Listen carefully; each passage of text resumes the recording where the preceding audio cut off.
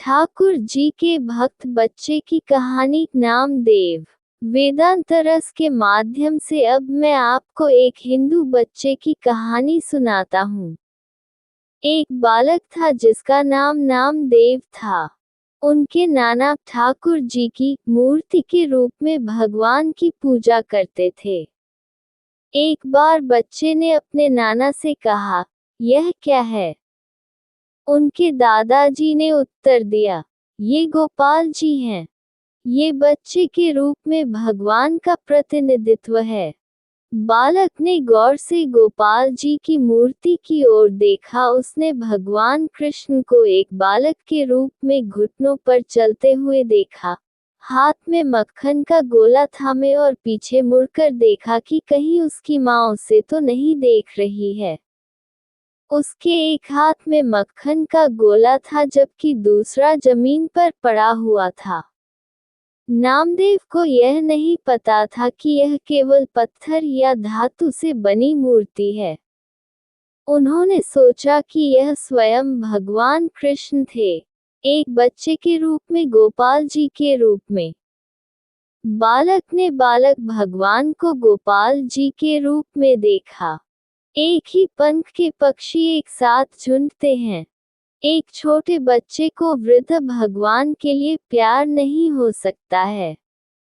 एक बच्चा केवल एक बच्चे को भगवान से प्यार कर सकता है। प्रेम किसी सिफारिश से विकसित नहीं होता। हम केवल अपनी इच्छित वस्तुओं के लिए प्रेम विकसित करते हैं। प्रेम स्वाभाविक और स्वतः स्फूर्त है।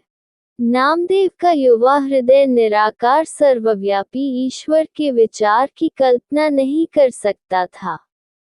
इस मक्खन खाने वाले बालक भगवान से ही उनका हृदय प्रभावित हुआ। जब राम छोटे थे, तब भगवान कृष्ण के इसी मक्खन खाने वाले रूप ने उनका हृदय भी चुरा लिया था। बालक नामदेव ने अपने दादाजी से अनुरोध किया कि वह एक दिन उन्हें गोपाल जी की पूजा करने की बारी दें। लेकिन दादाजी ने उनके अनुरोध को अस्वीकार कर दिया और कहा, आप अभी तक उनकी पूजा करने के लिए योग्य नहीं हैं। आप पूजा करने के लिए पर्याप्त स्वच्छ नहीं हैं, क्योंकि आप हर दिन स्नान नहीं करते हैं। एक दिन जब दादाजी शहर से बाहर गए थे, तो बच्चे ने अपनी दादी से कहा, मैं आज गोपाल जी की पूजा करूंगा। दादी मान गईं, उनकी पूजा करने की अनुमति है, लेकिन आज नहीं, कल सुबह स्नान करके। बच्चा रात भर सो नहीं पाया। वह बार बार नींद से जाग गया। उसने अपनी माँ और दादी को जगाया और उनसे अनुरोध किया कि वे गोपाल जी को पूजा के लिए नीचे लाएं। लेकिन उन्होंने कहा, अभी भी रात है। अपनी आंखें बंद करो और सो जाओ। आखिर रात हो गई। बच्चा उठा, पास की नदी की ओर भागा और एक दो डुबकी लगाकर जल्द ही लौट आया। लेकिन उन्हें मूर्ति की पूजा करने की विधि नहीं पता थी। उसने छोटी मूर्ति को नदी से लाए पानी में डुबोया, उसे बाहर निकाला और एक छोटे सूखे तौलिए से पोंछ दिया। फिर उन्होंने अपनी माँ से बच्चे भगवान के लिए कुछ दूध लाने का अनुरोध किया। दूध लाया गया और मूर्ति के सामने रखा गया, ताकि वह उसे पी सके। लेकिन उनके पूर्ण आश्चर्य के लिए मूर्ति ने दूध नहीं पिया। बच्चे को पता नहीं था कि उसके दादाजी केवल गोपाल जी को खिलाने का दिखावा करते हैं और गोपाल जी ने कभी दूध नहीं पिया। प्रायः व्यक्तियों में केवल होठों की ईमानदारी होती है जो हृदय को बिल्कुल भी नहीं छूती है। लेकिन बच्चा बेदाग था और किसी भी दिखावटी कर्मकांड से मुक्त था। उनका हृदय गोपाल जी के प्रति सच्चे प्रेम से भरा था। तब बालक ने परमेश्वर की मूरत से दूध पीने की जिद की और कहा, क्यों तू मेरा चढ़ा हुआ दूध नहीं पीता? क्या तेरा हृदय पथरीला है? लेकिन ये सब व्यर्थ था। बच्चे ने अपने आप से कहा, मेरी माँ मेरे लिए कुछ भी करने को हमेशा तैयार रहती है। लेकिन उसे आश्चर्य हुआ कि परमेश्वर ने उसके अनुरोध पर उतना ध्यान नहीं दिया जितना उसके माता पिता के पास था। एक फारसी कवि के शब्दों में, हे प्रिय, तुम चांदी की तरह सफेद हो लेकिन तुम्हारा दिल पत्थर की तरह कठोर है। मैंने पहले कभी चांदी के अंदर छुपा पत्थर नहीं देखा था। हे प्रिय भगवान, यह मासूम बच्चा आपसे हाथ जोड़कर विनती कर रहा है कि आप दूध पी लें और आप उसे बाध्य नहीं कर रहे हैं। आप किस तरह के भगवान हैं? बच्चे ने तब सोचा कि आंखें बंद कर लेने से भगवान दूध पी सकते हैं। उसने तदनुसार अपनी उंगलियों से अपनी आंखें बंद कर ली, लेकिन कभी कभी उनमें से झांक रहा था, ये देखने के लिए कि भगवान दूध पी रहे हैं या नहीं। लेकिन भगवान दूध नहीं पिएंगे। उसने सोचा कि बार बार अनुरोध करने के बाद भगवान इसे पी सकते हैं। उसने बार बार ऐसा किया, लेकिन कोई फायदा नहीं हुआ। रात की नींद हराम होने के कारण बच्चा पहले से ही थका हुआ था।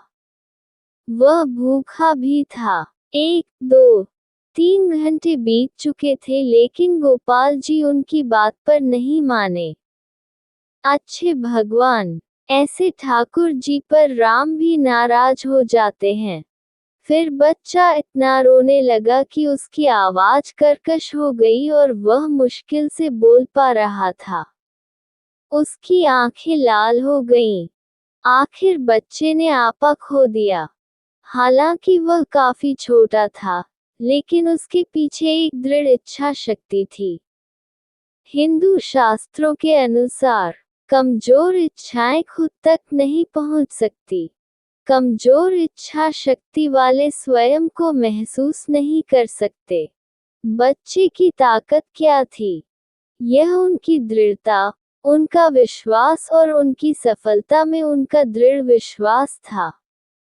ऐसी ताकत चमत्कार कर सकती है और तूफान भी ला सकती है, जो पेड़ों को उखाड़ सकता है, नदियों को सुखा सकता है और पहाड़ों को हिला सकता है।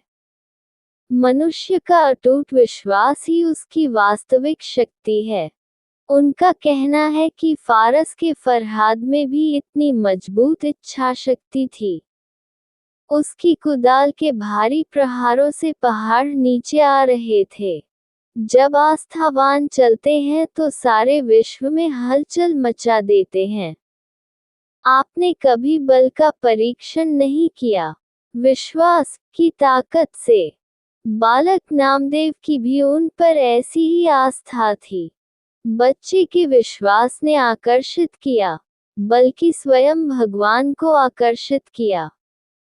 एक उर्दू शायर कहते हैं, अगर मेरे सच्चे प्यार में कोई प्रभाव है, तो आप निश्चित रूप से मेरी ओर आकर्षित होंगे, इसलिए मुझे कोई आपत्ति नहीं है अगर आप मुझसे दूर रहते हैं या मुझसे बेखबर हैं। बच्चे ने बड़ी निराशा में तलवार पकड़ ली और गले में डालकर कहा, अगर तुम दूध नहीं पीते हो, तो एक मेरे जीवन का अंत कर रहा हूँ। अगर मैं जीवित रहूंगा, तो मैं तुम्हारे लिए जीवित रहूंगा, नहीं तो मैं जीने का बिल्कुल भी मन नहीं है। एक कवि कहता है, खुद के लिए जीने के बजाय मरना बेहतर है। जो भगवान के लिए मरता है, वह हमेशा के लिए रहता है। अमेरिका में मनोवैज्ञानिक प्रयोग किए जा रहे हैं जो आपको एक घोड़े के रूप में एक मेज दिखाई देते हैं। ऐसे में आपको अपने ही देश की कहानी को स्वीकार करना चाहिए।